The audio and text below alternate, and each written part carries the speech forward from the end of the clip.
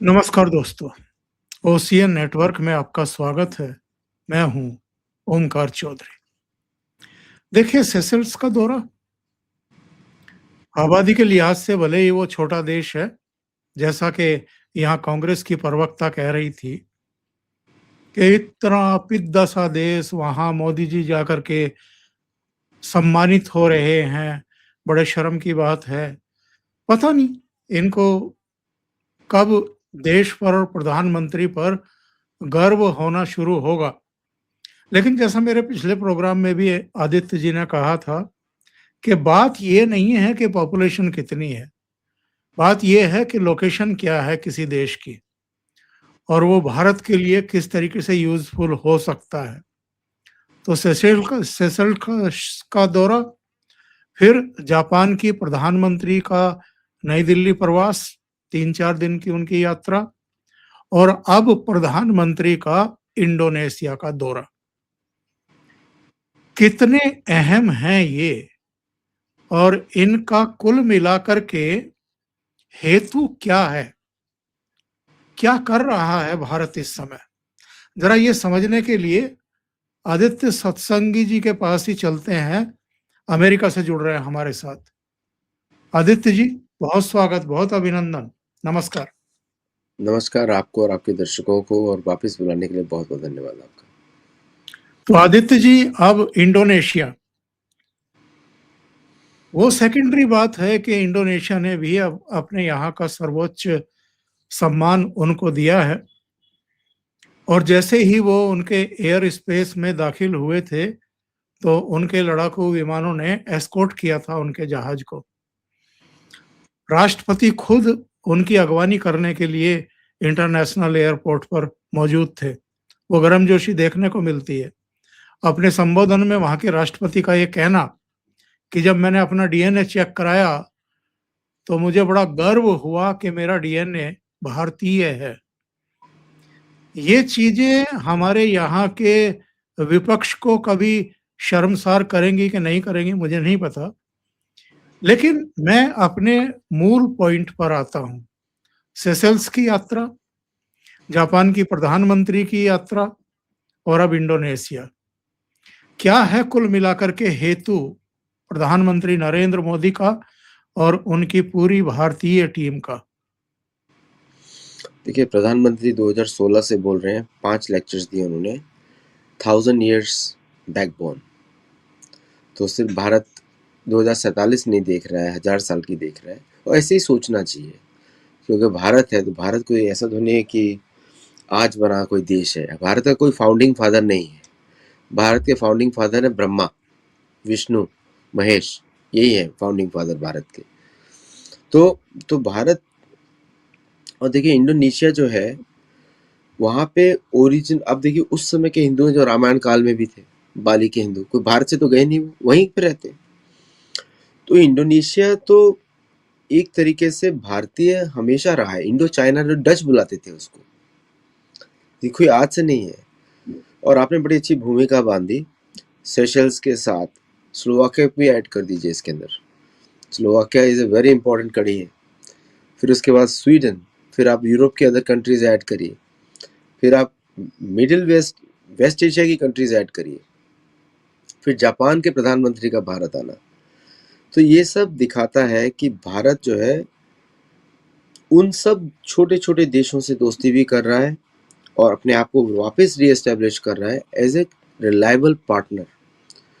युद्ध तो किसी और से है, युद्ध तो किसी और से है, लेकिन अब जब चेस के मूव्स खेलते हैं तो कहीं पे आप प्यादे को चलाते हैं, कहीं पे घोड़े को रखते हैं, और सबसे इम्पोर्टेंट पीस होता है उसके अंदर घोड़ा, और दूसरा होता है मंत्री। जो जो जो हम तो भारतीय चेस की बात कर रहे हैं, घोड़ा और मंत्री बहुत इंपॉर्टेंट होते हैं। तो अब ये घोड़े की चाल है, अब ढाई चली है कहीं पर, अब कौन सा ढाई चाल है उसको देखना पड़ेगा। तो आप लोग बड़े बुद्धिमान है आपके दर्शक। तो देखिए क्या है कि सेशल्स से भारत ने दक्षिणी भारतीय समुद्र को कंट्रोल किया, और वहाँ मिलिट्री इंस्टॉलेशन, हर जगह भारत मिलिट्री की बात कर रहा है। जैसे हमारे चाणक्य नीति, चाणक्य ऋषि बोलते हैं पहले सेना, नारद भी बोलते हैं पहले सेना, बाद में इकोनॉमिक्स। तो पहले आप इकोनॉमिक्स करेंगे तो लुटेरे लूट के चले जाएंगे, वो तो अंग्रेजों की पुरानी आदत है। जब सेना को खड़ा करते हैं पहले, तो आप पहले सिक्योरिटी प्रोवाइड करते हैं जिससे दुनिया में कॉन्फिडेंस बढ़ता है, और आप हर जगह वहां पे उस तरह के वेपन्स दे रहे हैं जो उन देशों को और सशक्त बनाता है। देखिए बिल्कुल। यूरोपियन प्लान क्या था, लोगों से शस्त्र छीन लो ताकि they will be the providers. अब तो उनकी पॉपुलेशन ग्रोथ रही नहीं। भारत का प्लान क्या है कि भारत भी बोलता है कि आप स्वयं सशक्त बनो, हम आपको वो सब देंगे जो आपको सशक्त बनाता है। आप देखिएगा थोड़े दिनों में, और मैं प्रेडिक्शन वाला व्यक्ति नहीं हूँ, मुझे ऐसा लगता है कि Tejas will be one of the best fighters of this century. वो नेचुरली स्टेल्थ है। ब्राह्मोस तो शुरुआत है, अटैक्स, फिर उसके बाद आपके वॉस ऐप, जो जो भारत के वेपन सिस्टम्स हैं, भारत की मिसाइल्स हैं, ये सब लोग यूज करेंगे। और कहीं ना कहीं ये मिसाइल्स यूज होने वाली है उन लोगों के विरुद्ध जिन्होंने इन देशों को कॉलोनाइज किया है, including China, many parts of China. तो इसको आप हर स्टेप को आप बड़ा इंपॉर्टेंट तरीके से लीजिए मेरे हिसाब से, कि इन एक स्टोरी बन रही है कि I will capture all the middle spots while aiming at the big spots. ये स्ट्रेटेजी है। जब आप ब्रह्मोस की बात कर रहे थे तो मैं देख रहा हूं कि भारत और इंडोनेशिया के बीच करार क्या हुए हैं।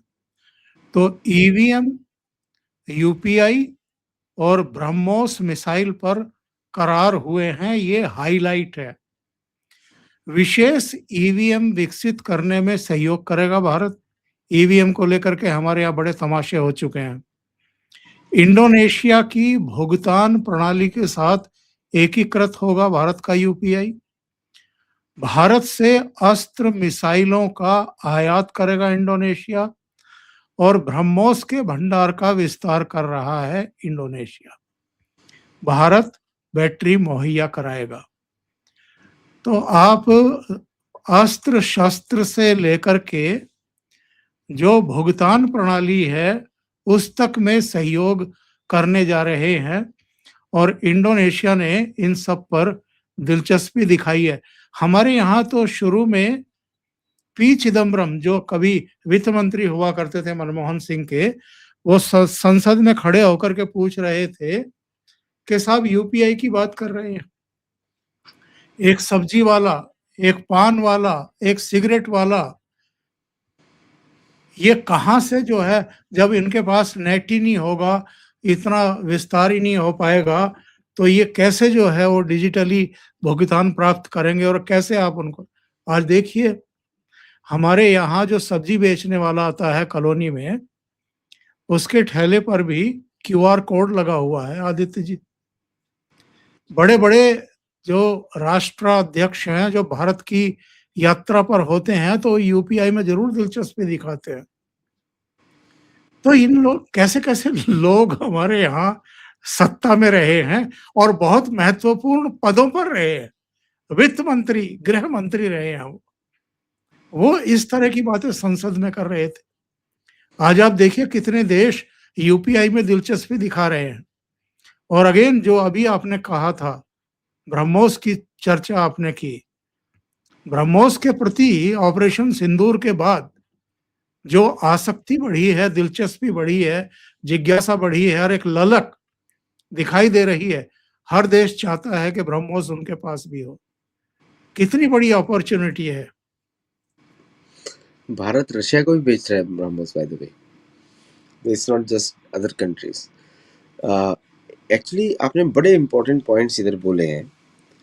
देखिए क्या है कि जैसे मैंने पहले बताया, सैन्य शक्ति से ही आर्थिक शक्ति बनती है, और आर्थिक शक्ति से सैन्य शक्ति को मतलब बोलते हैं, अर्थ से धर्म की सेवा होती है, धर्म से अर्थ की सेवा होती है। सेम जो पॉलिटिक्स में भी सैन्य शक्ति इज वेरी इंपॉर्टेंट।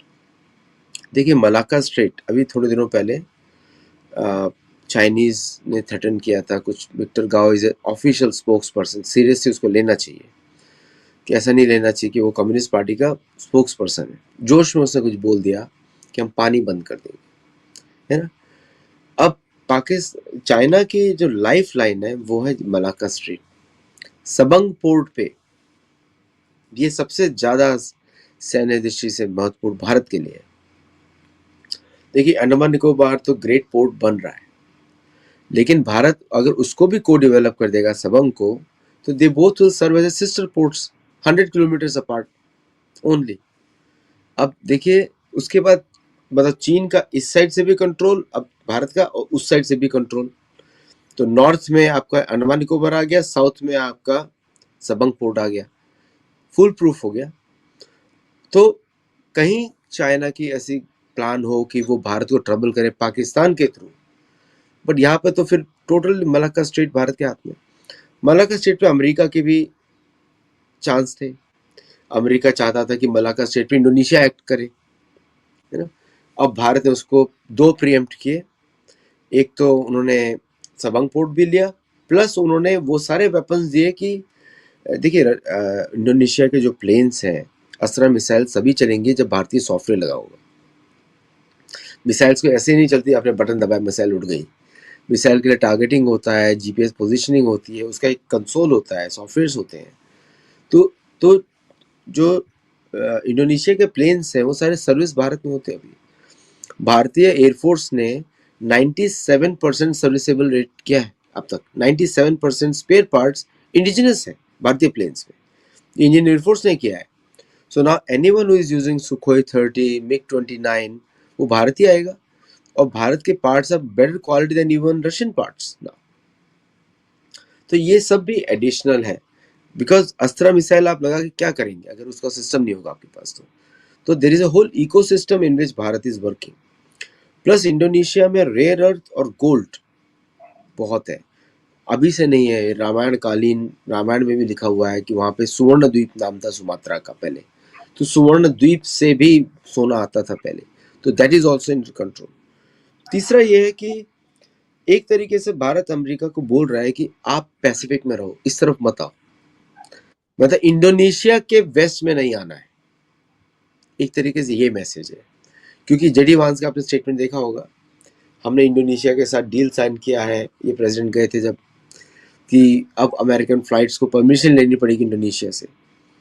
ये भूल गए कि इंडोनेशिया का डीएनए हमारा डीएनए है, उनका राष्ट्रपति बोल रहा है ना, सही।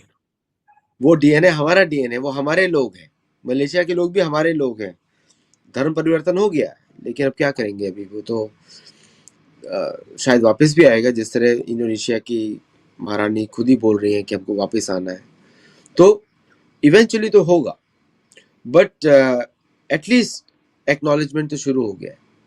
और पाकिस्तान की बदमाशी क्या है, पाकिस्तान के साथ प्रॉब्लम क्या है कि वो इतना टूल बन चुका है वेस्टर्न वर्ल्ड का करप्शन की वजह से, India can never trust that country. तो इंडिया को वो सब चीज़ें करनी पड़ेंगी जिससे लॉन्ग टर्म सिक्योरिटी को इंश्योर किया जाए। इंडिया के लिए लाइफ लाइन हो तो एक्चुअली हॉर्मुज स्ट्रेट है, लेकिन अब धीरे धीरे भारत बदलेगा लोकल रिफाइनिंग से भी। आदित्य जी, मैं उनकी यात्रा का डिटेल पढ़ रहा था, एक जगह जाकर के मेरी सुई रुकी है। ये भारत और इंडोनेशिया संयुक्त रूप से सबांग बंदरगाह है कोई इनका, उसका मिलकर के विकास करने वाले हैं, जो इंडोनेशिया का है। और ये मलक्का स्ट्रेट से करीब करीब बिल्कुल करीब बताया है। और जो हमारी योजना है ये ग्रेट निकोबार बंदरगाह वहां से मात्र 100 किलोमीटर की 100 मील की दूरी पर है, 125 किलोमीटर 150 किलोमीटर समझ लीजिए। तो ये कितना महत्वपूर्ण है। मैंने वही बताया ना आपको, नॉर्थ में आपका निकोबार पोर्ट, साउथ में आपका साउथ ईस्ट में आपका सबंग पोर्ट, तो वहां से इंडोनेशिया पैसा कमाएगा, यहाँ से हम पैसा कमाएंगे, समझे आप। और जॉइंट डेवलपमेंट है, तो वहां पे भारतीय शिप्स भी पार्क होंगे, कि इंडोनेशियन नेवी के पास क्षमता नहीं है चीन को हैंडल करने की, वो लोग नहीं कर सकते, भारतीय फोर्सेस हैंडल कर सकते हैं चीन को। सो भारतीय forces are going to provide that net security. आप सोचिए नॉर्थ से इंडोनेशिया सिक्योर हो गया। Indonesia is not a small country. Indonesia यहाँ से शुरू होता है, जाता है all the way north of Australia, Papua Guinea की तरफ जाता है। सो और इट्स ए लार्ज आइलैंड, और बीच में आता है यव द्वीप, जिसको आप जावा बोलते हैं, और बाली भी आता है वहाँ पे। तो दीज आर ऑल काफ़ी, आपको दर्शकों को शायद मालूम ना हो, एक जयपुर इंडोनेशिया में भी है, पुराना जयपुर। सो अच्छा। वो, हाँ, वो पापुआ न्यू गिनिया में है, northern side of Papua New Guinea. तो Indonesia is strategically very important. और आप देखिएगा कि एक तो मलाक्का स्ट्रेट है, एक है सिंगापुर के नीचे से एक स्ट्रेट जाता है जो कि चाइनीज यूज करते हैं कभी कभी। अब थोड़े दिनों में आप देखेंगे कि मलेशिया के साथ भी ऐसी डील कुछ साइन होने वाली है। आप देखेंगे, क्योंकि वो नेचुरल है। भारत ने इसको लॉक किया, तो तो on the Indian ocean mouth now this is covered. अब कवर करना है भारत को साउथ चाइना सी के माउथ, जहाँ पे फिलीपींस भी है, वियतनाम भी है। तो चीन जो गेम खेल रहा था भारत के साथ, कभी श्रीलंका में, कभी मालदीव्स में, कभी पाकिस्तान में, अभी चाबार पोर्ट के ऊपर they want to build something with Gwadar port, वो सारे प्लान चौपट हो गए। इसे चेकमेट है। आप उधर एक्ट करोगे तो इधर हम बंद करेंगे, आपकी लाइफलाइन बंद, चीन बंद हो जाएगा एक हफ्ते में। सो ये सब जरूरी होते हैं, बिकॉज अगर इंडिया को इकोनॉमी खोलनी है तो ये सब जरूरी है। और भारतीय एक्सपोर्टर्स को अगर एक्सपोर्ट करना है, they have to do it के on the basis of strength. तो ये यहाँ पे ताकत दिखा रहा है भारत एक तरीके से। एक तीर से दो निशाने, चीन और अमेरिका दोनों पर मुश्कें कसी जा रही हैं। Totally Malacca straight is a lifeline for America, lifeline. तो मलाक्का स्ट्रेट पे अगर इंडोनेशिया और भारत का कंट्रोल है, नेचुरल कंट्रोल है, ऐसा नहीं कि कंट्रोल है। वहाँ पे कुक्स आइलैंड्स भी, उसको फॉरगेट मत करिए, वहीं पे कुक्स आइलैंड्स है। आप देखिए स्ट्रेटेजी का मूव देखिए। पहले भारत ने म्यांमार के साथ नो एग्रेशन पैक्ट किया, कि भारत ने बोला आपकी जमीन हमारे इधर यूज नहीं होगी हमारे विरुद्ध, मतलब कुक आइलैंड्स भी यूज नहीं होगा। Who is going to ensure that? माने म्यांमार गवर्नमेंट। उसको सपोर्ट कौन देगा? भारत देगा। तो देर आर मल्टीपल, सबको आप लिंक करेंगे तो दिखेगा। आई थिंक इन फ्यूचर ऐसा भी दिखेगा आपको, to protect the northern side of Myanmar there will be agreement between India and Myanmar to establish forward colonies और industrial parks in the north Myanmar. वो देखेंगे, मुझे उसी दिशा में दिख रहा है। अगर वहाँ पे आपको NSCN का रेबल्स को ख़त्म करना है, या रोहिंग्या मिलिटेंट्स को, वो जो उनका जो काम है ख़त्म करना है, तो वो होगा। तो तो तो बांग्लादेश इशू भी वहाँ से कंट्रोल में आता है। फिर उसके साउथ में कुक आइलैंड्स का जो चाइनीज़ बेस है वो भी कंट्रोल में आता है, सबंग आइलैंड से। और इंडोनेशिया से तो, निकोबार से तो ऑलरेडी कंट्रोल में है। तो there are multiple options being explored. आप देखते हैं साइन हो रहा है, एक्सप्लोर भी नहीं हो रहा है, ये तो दिख रहा है आपको, हो रहा है। आदित्य जी, मैं ये देख रहा था कि इंडोनेशिया से पहले प्रधानमंत्री को कहाँ-कहाँ के सर्वोच्च सम्मान मिले हैं। देखिए, मैं दर्शकों के लिए बता रहा हूँ, आप तो खैर फॉलो करते हैं इन चीज़ों को। सऊदी अरब, अफगानिस्तान, फ़लस्तीन, संयुक्त अरब अमीरात, रूस, Maldives, Bahrain, America, Papua New Guinea, Fiji, मिस्र, France, Greece, Bhutan, Nigeria, Dominica, Guyana, Kuwait, Mauritius, Barbados, Cyprus, Ghana, Trinidad और Tobago, Brazil, Namibia, Oman, Israel, Slovakia, Norway, Sweden, Ethiopia, Sri Lanka और पलाऊ गणराज्य, और अब ये 34वां देश है इंडोनेशिया। इस मौके पर जो एक महत्वपूर्ण बात कही वहां के राष्ट्रपति ने, उन्होंने कहा कि मैंने आपके राजनीतिक सफर को फॉलो किया है और आपकी कई योजनाओं की नकल भी करता हूं। अगर वही योजनाएं करोड़ों लोगों के लिए सफल रही हैं, जिनकी चुनौतियां हमारी तरह ही हैं, तो उन्हें अपनाने में कोई हिचक नहीं होनी चाहिए। हंसते हुए उन्होंने ये भी कहा कि आपकी जो योजनाएं हैं उन पर कोई कॉपीराइट नहीं है मोदी जी, इसलिए हम उनका यूज कर रहे हैं। ये तो भारतीय पॉलिटिशियंस को देखना चाहिए, गर्व होना चाहिए कि अगर इंडोनेशिया, जो पहले भारत का पार्ट माना जाता था, वो कॉपी कर रहा है, तो ये पॉलिसीज में अपोज क्यों करते हैं भारतीय पॉलिटिशियंस? मैं तो आग्रह करूंगा कि अमेरिका भी कॉपी करे कुछ, क्योंकि कॉपीराइट नहीं है ना, तो बेफालतू के कॉपीराइट डालने से अच्छा है अच्छी चीजें कॉपी करना चाहिए। एक्चुअली सबसे बड़ी बात है यहाँ पे, आपने शुरू में मेंशन किया था, इलेक्शन इंटीग्रिटी बहुत इंपॉर्टेंट है। इंडोनेशिया के साथ भी इलेक्शन में वही प्रॉब्लम है जो पहले भारत में होती थी, पेपर बैलेट में। आज उसकी वजह से इलेक्शन कमीशन ऑफ इंडोनेशिया का विश्वसनीयता बहुत कम हुई थी। तो election commission of India is known to conduct the most impartial elections in the history of the world. यहाँ तक कि लोगों को शायद पता भी होगा, किसी को पता नहीं है तो, लोकल लॉज और administration they all report to election commission during elections. और ये अमेरिका में भी नहीं होता, ये यूरोप में भी नहीं होता, ये कहीं पर भी नहीं होता एक्सेप्ट भारत। तो नाउ इंडोनेशिया का एंडोर्समेंट आने के बाद मुझे लगता है कि इसी का फॉरेन ब्रांच भी कुछ खोलना पड़ेगा जो लोगों को एडवाइस करें इलेक्शंस में, क्योंकि the how to conduct free and fair election is a benchmark for लोकतंत्र, for democracy by the way. तो इसलिए ये this is I think was the, ये बहुत इंपॉर्टेंट है इंडोनेशिया के लिए भी, भारत के लिए भी, क्योंकि इंडोनेशिया में corruption is a major problem, सबसे बड़ी प्रॉब्लम करप्शन। इनफैक्ट जो करंट प्रेसिडेंट है वहाँ पे, जो भारत का इतना स्वागत कर रहे हैं, इनको सबसे ज़्यादा एक्यूज किया जाता है करप्शन के लिए, इनके इलेक्शन विक्ट्री के लिए। और यहाँ तक कि इनका एक हॉट माइक भी बाहर रिलीज हो गया था जब ये एरिक ट्रम्प को रिक्वेस्ट कर रहे थे मीटिंग के लिए, बोर्ड ऑफ पीस मीटिंग में दोहा में। तो इसके बाद से उनके ये जो मूव्स हैं, इट विल इंश्योर कि भारत और इंडोनेशिया का रिश्ते ऑन धार्मिक ग्राउंड्स और पॉलिटिकल ग्राउंड्स सुदृढ़ होंगे, क्योंकि वहाँ का एक बड़ा जो परसेंटेज ऑफ पॉपुलेशन है वो सनातन धर्म फॉलो करता है। सो दोनों साइड से मजबूत होंगे। प्लस भारत का पंबन मंदिर को मेंटेन करना, जो मंदिर वहाँ पे मेंटेन कर रहे हैं भारत, वो शिव जी का मंदिर है। जैसे कि आपका कंबोडिया में विष्णु का मंदिर है, अंकोर वाट, वैसे ही योगात्रय करके जो मंदिर है पंबन, वो शिव जी का मंदिर है।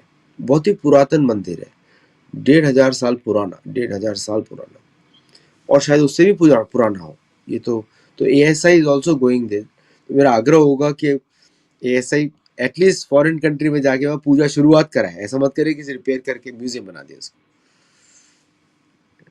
That is a big achievement also for Modi government. मुझे मोदी जी के ट्रिप का ये बातें बहुत अच्छी लगती हैं, वो cultural element, financial element, defence element को कंबाइन कर देते हैं। बिल्कुल। ये मुझे अच्छा, ये किसी भी और प्रधानमंत्री में नहीं किया है। अगर भारत सिर्फ हिंदुओं की बात करे दुनिया में, you will get more audience, क्योंकि अब ऐसा लगता है पूरे विश्व में कि एक सनातन धर्म के प्रति लोगों का लगाव बढ़ रहा है, and Bharat is the custodian of that thing. जैसे भारत बुद्ध का भी कस्टोडियन है, सनातन धर्म का भी कस्टोडियन है, and people are appreciating that. तो आई थिंक अभी जो मोदी जी कर रहे हैं, तीनों को कंबाइन करना is a very unique idea. सही है। आपका सुझाव तो बहुत अच्छा है, लेकिन भारत यहाँ कर तो भी रहा है, ऐसा कर भी रहा है, आप देख ही रहे, कर रहा है। लेकिन अमेरिका के उपराष्ट्रपति आए या विदेश मंत्री आए, वो तो ताजमहल के सामने बैठ करके फोटो खिंचवा करके खुश होते हैं।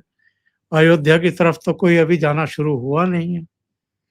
देखिए अभी प्रधानमंत्री, जो अगला राष्ट्रपति आएगा ना, जो भी अमेरिका का बनेगा, मुझे लगता है तिलक लगा के आने वाला है और धोती कुर्ता पहन के आएगा, है ना। ताजमहल के दिन गए। तो द रीजन क्या बता रहा हूँ कि देखिए क्या है, अमेरिका का एक मंत्र है, सब लोग याद रखना चाहिए, when the money talks bullshit walks, वो मंत्र है।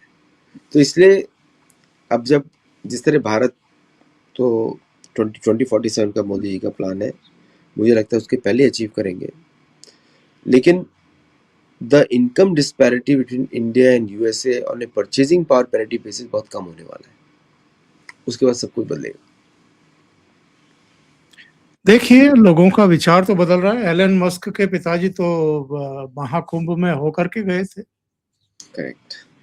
एलॉन मस्क ने स्वयं बोला है, एक स्टेटमेंट आ रहा है कि अब मैं यूनिवर्स जब स्टडी कर रहा हूँ तो मुझे महादेव का डमरू दिख रहा है। पैराफ्रेज किया है मैंने स्टेटमेंट, तो एग्जैक्ट स्टेटमेंट नहीं होगा, बट साउंड मैं उसे बोल रहा हूँ। अभी तो तांडव करते हुए भी देखेंगे महादेव को। तो मोदी दिखाएंगे मनुष्य में तांडव कैसे होता है। देखिए, भारत की समस्या सबसे बड़ी है कांग्रेस पार्टी, कोई और नहीं। भारत का मेन अपोजिशन तो इंटरनल है, एक्सटर्नल नहीं है। एक्सटर्नल को तो हम पीट फाड़ के ठीक कर देंगे। सही है। तो अब उस इंटरनल को कंट्रोल करने के लिए आपको एक्सटर्नल की पिटाई करनी पड़ेगी। तो बेचारे इंटरनल्स की वजह से बाहर के लोगों की पिटाई होने वाली है। आदित्य जी, बहुत बहुत धन्यवाद इतना समय निकालने के लिए, बहुत महत्वपूर्ण इश्यू पर चर्चा करने के लिए, उसकी बारीकियां समझाने के लिए। और दर्शकों से निवेदन है कि आपको ये चर्चा अच्छी लगी हो तो लाइक का बटन दबा दें, वीडियो को शेयर करें, चैनल सब्सक्राइब ना किया हो तो जरूर कर लें। आदित्य सत्संगी जी के चैनल का नाम है सत्तोलॉजी, तो आप उनको भी सहयोग करें और सब्सक्राइब करें। बहुत बहुत धन्यवाद Aditya ji, thank you so much, नमस्कार।